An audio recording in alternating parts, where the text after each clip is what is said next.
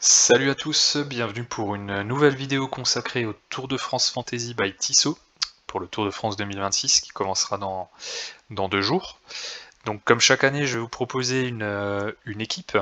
Euh, L'idée de cette équipe, c'est qu'elle soit la plus performante, la plus polyvalente, et qui permette d'aller le plus loin possible dans le tour. Alors c'est pas forcément voilà l'équipe que vous prendrez, mais en tout cas c'est pour donner un petit peu une indication sur les choix à faire, sur un petit peu les stratégies qu'on peut décider pour construire son équipe au début du Tour de France. N'hésitez pas à me dire en commentaire ce que vous en pensez, si vous validez les choix, si vous avez pensé à autre chose. Voilà, y a pas de problème. Euh, En prélude, en termes de changement, donc l'interface a un petit peu changé. Je vous invite toujours à consulter les règles qui, pour cette année, n'ont pas changé. Donc on reste toujours avec des points pour l'étape, pour le maillot à pois, maillot vert, maillot blanc, très important, pour le combatif, et aussi pour les kilomètres passés en échappée. Donc ça c'est intéressant. Euh, Autre chose, regardez aussi le coût de chaque coureur. Moi j'aime bien regarder ceux qui ont un petit peu le même nombre d'étoiles pour voir si potentiellement ils sont interchangeables. Ça peut être intéressant sur une vision, on va dire, dynamique, parce que votre équipe ne sera bien sûr pas figée. Donc ça peut être intéressant de se dire ah bah ok, je vais choisir tel et tel coureur pour le début, ensuite je vais potentiellement pouvoir le changer si abandon, si défaillant, si choix tactique. Donc c'est vrai que c'est intéressant parce que ce serait dommage d'être bloqué par le nombre d'étoiles si on souhaite faire un changement. Attention aussi au comment dire au type de coureur, enfin à leur spécialité, hein. Donc on a leader, sprinter, grimpeur et polyvalent. Vous pouvez pas avoir plus de 3 types, plus de 3 coureurs avec le même type, la même spécialité dans votre équipe. Donc ça peut aussi être embêtant pour les choix. Euh, et puis voilà, hein, sinon il n'y a pas forcément eu beaucoup de changements par rapport à l'année dernière. Donc moi dans le détail pour regarder par rapport à la composition de mon équipe, donc effectivement comme je vous disais, je me base sur les types, sur les étoiles aussi beaucoup, et aussi sur le parcours. Pourquoi? Parce que les Tours de France des dernières années ne sont plus, on va dire, des parcours comme on a pu avoir pendant longtemps avec une grosse première semaine d'étapes plates consacrées aux sprinters. Là, on est vraiment sur des Tours de France un petit peu moins lisibles, on va dire, un petit peu moins figés.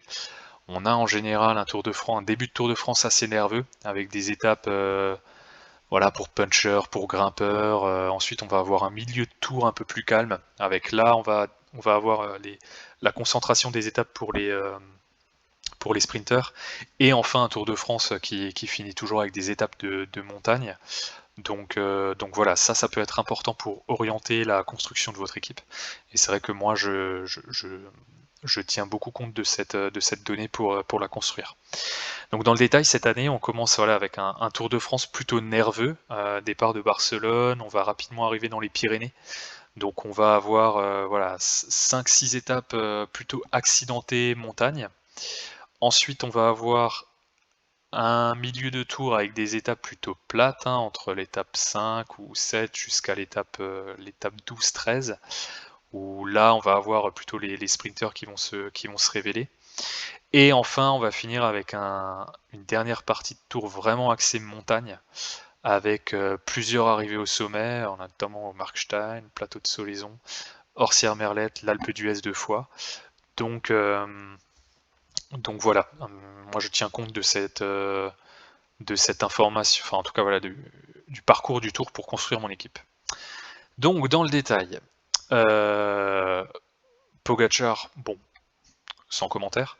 Après, je vais vous dire, moi avec des potes, on a décidé de ne plus le prendre. Parce que ben en fait il y a plus de il y a, plus, il y a presque pas de suspense quoi, donc on s'est dit comme règle cette année on s'interdit de le prendre, et voilà, il y aura un petit peu plus de comment dire, de ce sera un petit peu plus pimenté, on va dire, sans lui, parce que forcément, sinon tout le monde va le prendre. Mais bon, moi je choisis de le prendre dans l'équipe globale. Bon, voilà, sans commentaire. En, en deuxième coureur, je vais prendre Sexas parce qu'il est fort.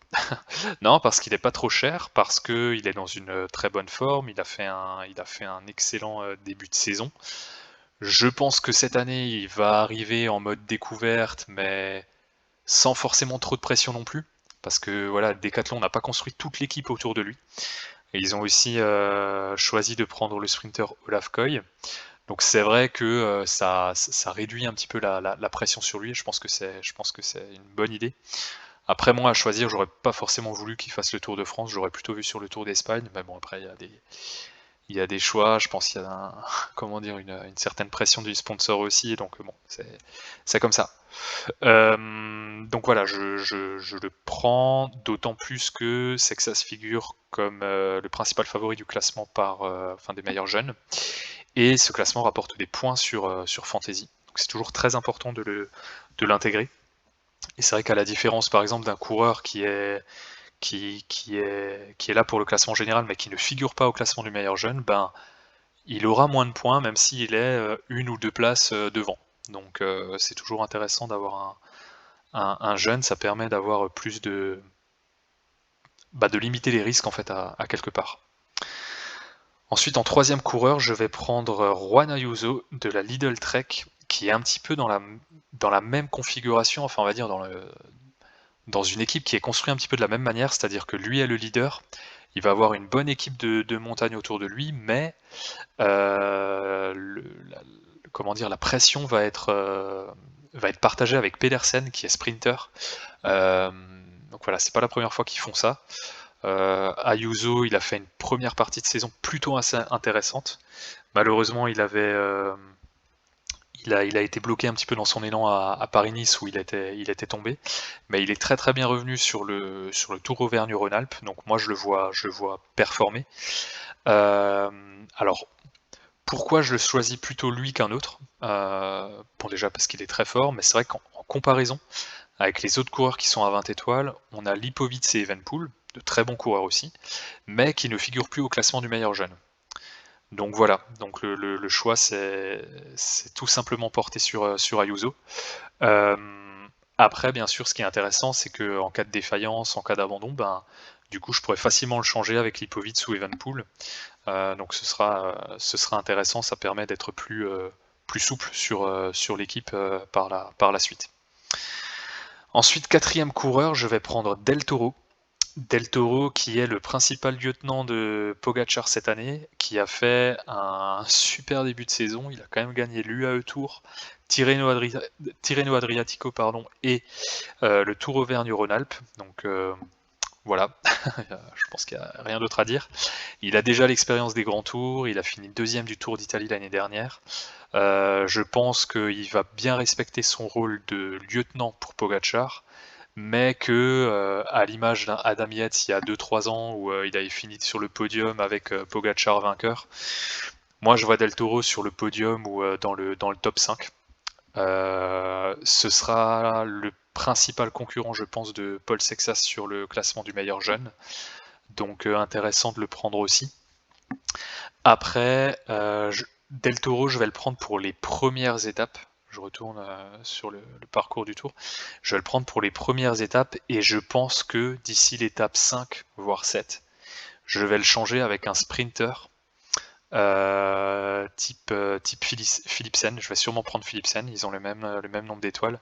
Donc voilà, à voir comment ça va se goupiller, mais je vais sans doute faire ce choix-là, quitte à reprendre Del Toro pour la fin du tour qui est plus montagneux. Mais en tout cas, voilà. Donc moi, je construis mon équipe en respectant le budget, mais aussi déjà en me projetant, en me disant, ok, quand on sera sur des étapes différentes, par quel autre coureur je peux le changer.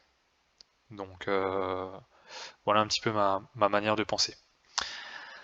Ensuite, je vais prendre un coureur français qui a pas mal performé aussi sur ce début de saison, c'est Dorian Godon, notre ancien champion de France. qualifié de sprinter équivaut 14 étoiles. Alors Dorian Godon pardon, ouais, il a fait un super début de saison. Il a notamment gagné sur plusieurs courses World Tour. Alors c'est pas un pur sprinter type Merlier ou Philipsen, mais on est vraiment là sur un sprinter type plutôt, on va dire un peu Pedersen, dans le sens où il est capable de passer les bosses et il est très bon dans les sprints en petit comité, ou en tout cas en peloton réduit. Il est capable de rivaliser avec des Evenepoel sur des sprints secs, donc ouais, moi je le vois arriver en confiance et surtout sur les premières étapes. Là, notamment l'étape 2 et 4, je pense que je le vois se battre pour la victoire, donc voilà, j'espère qu'il me décevra pas. Ensuite, il me reste plus beaucoup de budget. Je vais continuer à prendre un coureur français, donc Braz Afonso, coureur de la Groupama FDJ, qui a performé récemment sur le Tour Auvergne-Rhône-Alpes. Il a gagné le classement du maillot à poids, donc plutôt intéressant. C'est un coureur qui va dans les échappées, qui arrive à prendre les points pour le maillot du meilleur grimpeur. Alors attention, je ne le vois pas non plus gagner le maillot à poids à la fin du tour, mais je le vois bien se montrer, en tout cas sur les premières étapes. Donc je pense que ça peut être intéressant. Il y a peut-être un petit risque à ce que il ait peut-être pas la liberté qu'il veut, parce que FDJ, ils ont des points un petit peu à rattraper sur le classement UCI. Est-ce qu'ils vont pas comment dire, maximiser leurs chances en concentrant l'équipe sur Romain Grégoire, notamment sur les premières étapes? C'est pas impossible. Après, voilà, il fallait faire des choix. On verra ce que ça donne. Mais voilà, ça peut être intéressant de le prendre. Enfin, donc il me reste 10 de budget pour 2 coureurs, donc j'ai plus trop le choix. Je vais devoir prendre 2 coureurs à 5 étoiles. Alors, initialement, dans la première liste, on avait 2 coureurs de la Cara Rural, donc j'avais pris les 2. Pourquoi? Parce qu'en fait, la Cara Rural, c'est la première année où ils sont invités sur le Tour, donc à mon avis, ils vont vouloir se montrer, et dès le début, d'autant plus que c'est une équipe espagnole, donc voilà, départ en Espagne, donc forcément ils seront devant. Initialement, j'avais pris les 2 coureurs à 5 de la Cara Rural, finalement la liste a été mise à jour, donc bon, voilà, je vais prendre déjà lui en espérant qu'il se porte à l'avant. Et ensuite, je vais prendre un deuxième coureur. Alors, je vous avoue que parmi tous les coureurs à 5 étoiles, j'en connais aucun, donc ce sera un petit peu au petit bonheur de la chance. La Jaico Alula, ils ont un beau maillot, donc voilà, quand je le verrai dans mon équipe, je me dirai, ah ouais, le maillot est beau. Voilà, il faut des critères qui sont plus ou moins objectifs.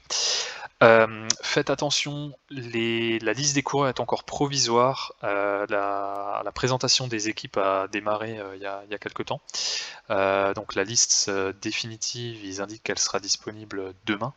Donc faites encore attention. Moi, j'aurai plus le temps de faire une vidéo là avant le départ du tour, donc c'est pour ça que je la fais ce soir.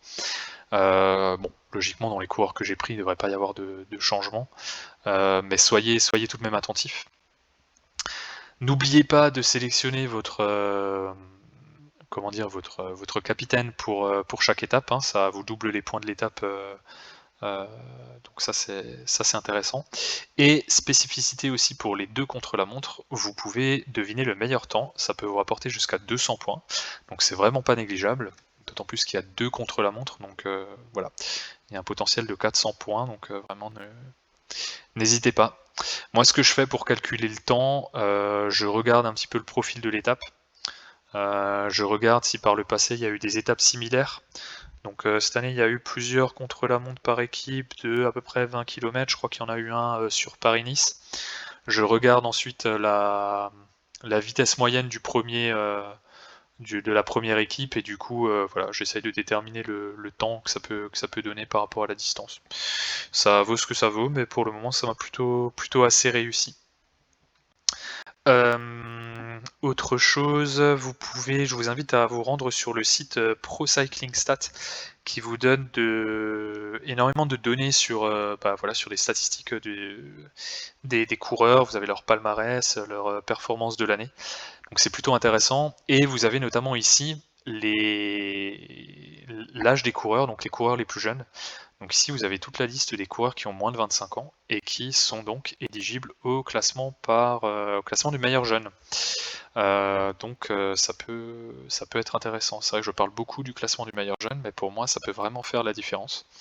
Donc ce serait dommage de ne pas en tenir compte. Donc concernant les changements que je vais faire en cours de tour, donc comme je vous disais, hein, pour les étapes, on va dire plates de milieu de tour, je pense faire un ou deux changements, un changement sûr. Je pense que je vais enlever Del Toro, je vais prendre Philipsen.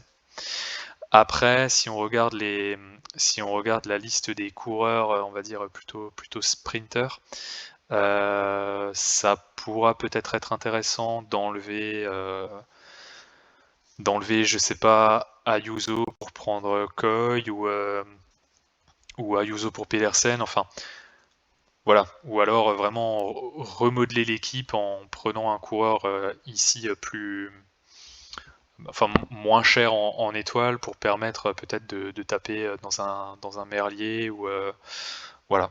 Après, à voir lequel sera le plus en forme. C'est vrai que sur les sprinters, j'ai l'impression que voilà, Philipsen, Merlier, ça se vaut. Coy, il revient bien, mais est-ce qu'il est tout à fait en forme? Je sais pas.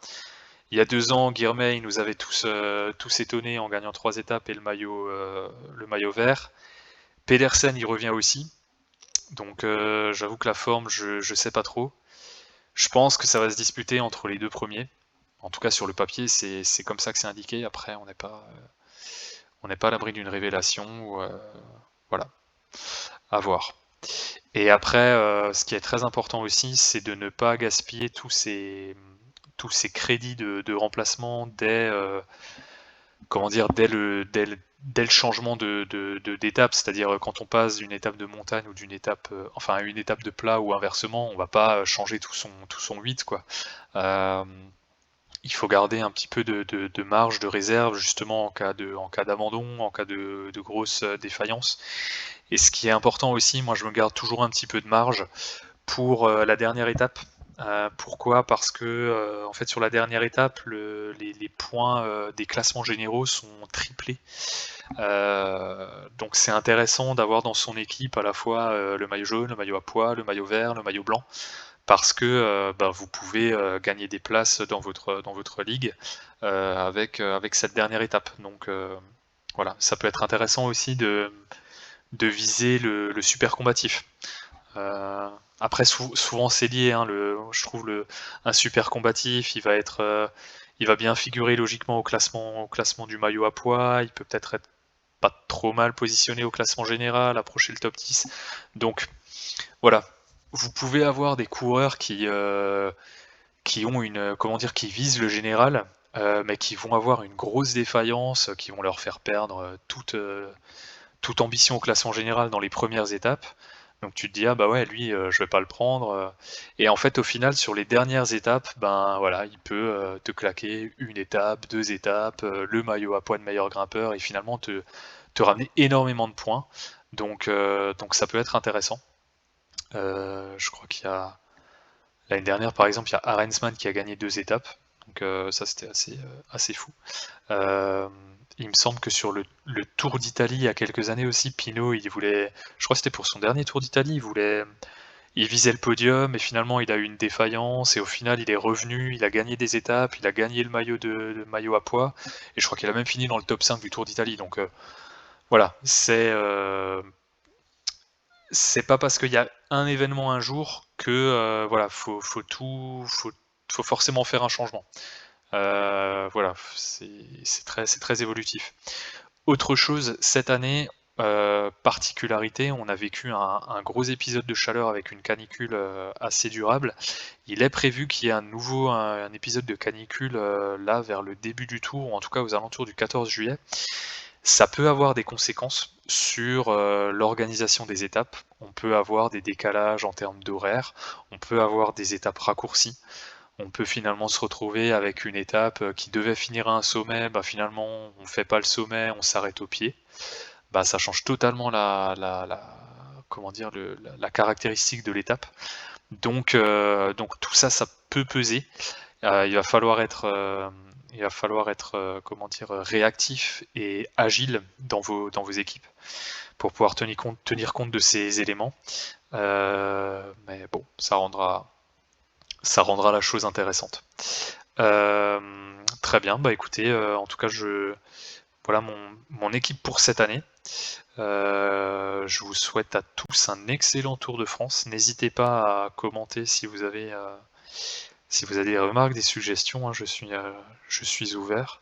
Euh, J'aurais pu vous présenter une équipe sans Pogacar, hein. C'est vrai que ça aurait pu être sympa. D'ailleurs, n'hésitez pas, tiens, en commentaire, essayer de construire une équipe sans Pogacar. Je pense que ça peut être sympa, ça peut laisser plus de marge de manœuvre et je pense que dans vos ligues, ce sera plus intéressant aussi, parce que ça vous enlève un coureur commun à tous, quoi. Donc c'est vrai que ce sera plutôt pas mal. Très bien, bah écoutez, merci à tous et puis, bah, comme dit, je vous souhaite un excellent Tour de France, et puis, à très bientôt.